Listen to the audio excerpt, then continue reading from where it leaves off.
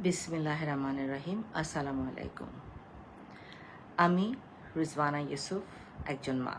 আজকে আপনাদের সামনে আমি একজন মা হিসেবে প্রথমবারের মতো আসলাম। আমার ছেলেকে আপনারা সবাই চিনেন, ফারাজ করিম চৌধুরী, যাকে আপনারা মানবতার ফেরিওয়ালা বলেন আপনারা নিজেদের ভালোবাসার থেকে।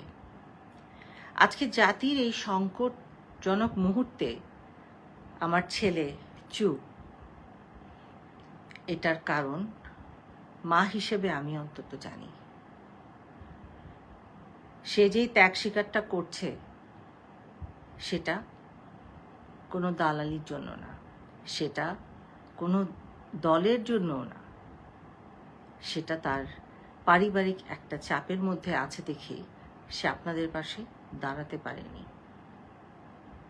কিন্তু সে মন প্রাণ দিয়ে যতটুক পারছে কাজ করে যাচ্ছে, চেষ্টা করছে যাদেরকে ধরে নিয়ে যাওয়া হয়েছে তাদেরকে যদি ছাড়ানো যায়।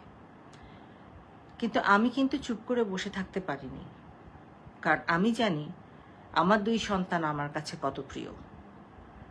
একটা মা হিসেবে আমি বারবার আমার ছেলের দিকে তাকিয়েছি, কিন্তু তার দিন ও 5-6 রাত ঘুমায়নি যখন এটা শুরু হলো।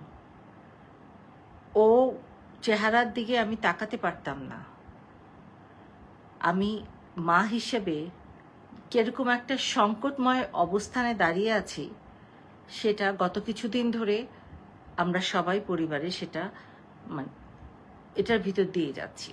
কিন্তু আজকে না আর চুপ থাকতে পারলাম না, আর ভয় আমার লাগছে না। আজকে আমি আমার ছেলের জন্য আপনাদের কাছে ক্ষমা চাচ্ছি।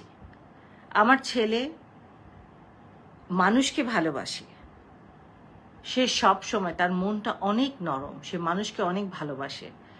আজকে আপনাদের পাশে সে হয়তো সশরীরে নাই, কিন্তু মন প্রাণ হৃদয় জুড়ে সে আপনাদের সাথে।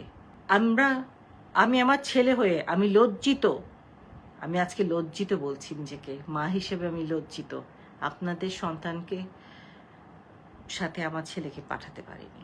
আমি আজকে প্রথমবারের মতো আমার ছেলের সাথে আপনাদের সামনে এসে দাঁড়িয়েছি, একজন অপরাধী মা। সেই সব মায়ের আমি অপরাধী যারা তাদের সন্তান হারিয়েছেন। আমি জানি না উপরালা আমাকে মাফ করবেন কিনা, কিন্তু আমি আপনাদের কাছে আমার ছেলের হয়ে মাফ চেয়ে নিচ্ছি। আপনাদের কাছে আমি করজোড়ে মাফ চাচ্ছি। আমি কখনো আমার জীবনে আমার সাথে যারা ছিল কেউ কোনোদিন এই কথা বলতে পারবে না যে আমি এইসবে কোনোদিন সমর্থন দিছি, দুর্যোগে কাজ করেছি, কিন্তু এটাতে আমি করতে পারিনি। এটা আমার ব্যর্থতা, এটা আমাকে নিতেই হবে। কখনো আমি জীবনে যদি কখনো সুযোগ পাই আমি আবার চেষ্টা করবো। আপনাদের যাদের যাদের ভালোবাসা আমি হারিয়ে ফেলেছি, সম্মান হারিয়ে ফেলেছি, আমি আবার একদিন চেষ্টা করবো।